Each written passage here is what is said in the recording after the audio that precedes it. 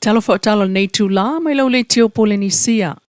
Inisio tala na so o lava le mauofuala au whaasaina il ofisa tutel vai aso talwai. E ese mai le 10 kilo aisa leana maua mai i le pusa o loa na whaaulu mai le wafu i matautu. Le isi fo i whaamumoli o marijuana e tusal tele ma le lua se lau sulfakalama po le fitu tesi ma le 5 wha au nese po o le lalo i fo i o le pauna le mamafa. O le whaamumoli lea na fuafua mo le whalemeli le apia post office e whetau i le taunuu. Ai o lo whaia sa o le vai aso whaapitoa mo ngā luenga pui ma le saonga le muitoa o i whaavao malo. A le office o tiute ma wailoa ai fo i leo ngā o ta i whausosongi le tautua le office o tiute ma le office o leo. O ta i whausosongi ma wha ata whaapitoa i le wafu ma le malai maalele lea ua iai o la tau sao. I le pui ngā o Samoa mai fuala au whaasaina. E ui ina e na o le tasil ta i whao o le office o tiute ma le tasi le ofisa o leo. Aina sau nolkom sinom tanga luengo leo le fionga awa Paulo Ngoitino Filipo. E mana o mia fo i e ta i whau o na malolo mai alanga e tatawai o na talo sanga mo nisi ta i whau whao popo.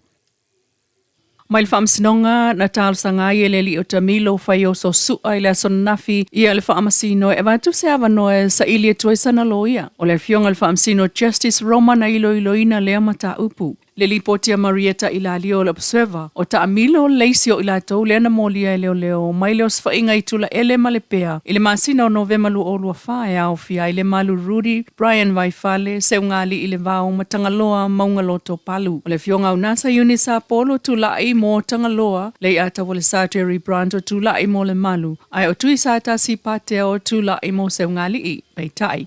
O polo ia e Justice Roma le avatul tu sai. O leisia li ele i o atul whaamsinonga tuli tau sopo Rudy. E whaatali ai le aso sulfitu o fepua li e tula ia il whaamsinonga. Ile li poti lava lea. Ele i whaia talia i la tau o molia ai ua toe tolo il whaamsinon mta upu mo leo. E whaamai atu molianga ai olo ia o tula i moli i tua ia. E whaapepa atu a la tau talo sangata tala. Ma watu fo ile avanoa ia ta amilo e watuaisana talo sangata tala au le toe o atul whaamsinonga. O ipotia fo il tala leo o leo so fainga lea e fela ta i lava fale insinia lena mawai i la to ta uailunga o leisi tula ele a o leisi le pea. Mamai tawina ai o leisi o i la to ia sa molia mua fo i fuala au whaasa.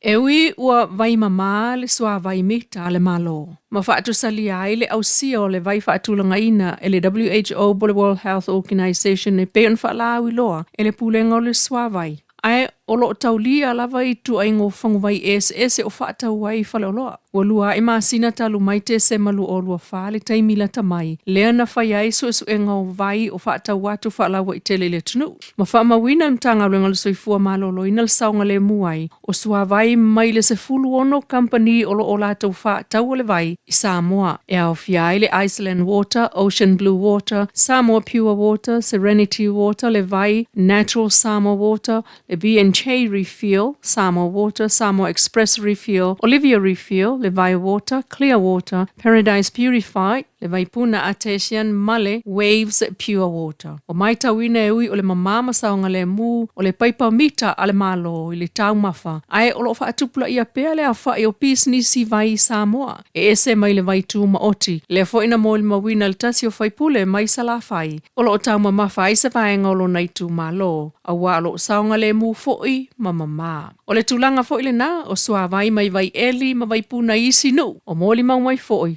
Lo lātou au sia o tūlanga whaalsoifua maloloina. Na whaatumulia le ofisa o le FAS po le whaatuatua i le atua Samoa ua tasi i tuana i mato i le aswa nafi le stolo Februari.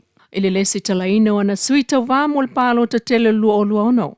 E o ana i le awa uli ua lata i le lua se fulu i tū malo e le o yeini sui o le FAS i le taiminei ua mai a le stalane matai e avea maulato suita wao le palo ta tele le tausanga FOU. E tausanga atoa lava leo lo o tutoe le taimine e tā pena i sui tau wā mole tofi. E le i mawasta tau wāwano e le fionga le taitai fono le FAS le sunga la aule le mali e toa. Pei ta e il tātou mai tau. E te tau ona silia ili tolu sfulu i tū malo e mana o mio na ngā lulu e le FAS e toe mawaia i la tau le manu malo. Mai le palo ta telo le tausanga lua o lua ono. Whao popo ilana lua se fulu whaipule leo lo o tūtū maupea mausita ia whea ngainga a la tau i tū malo ma le FAST. O lo whaawa wai lava le whai ngā māloa le whāsi le taimine e ui ina ua whaatetea ese. Le to ono wana minista malona taitai Le fionga le pale mia mai le fas ai ua amata mea ai nei o na ngā solo atu lava I tū malo e moli atu o lātou sui I le palota le tausanga FOU.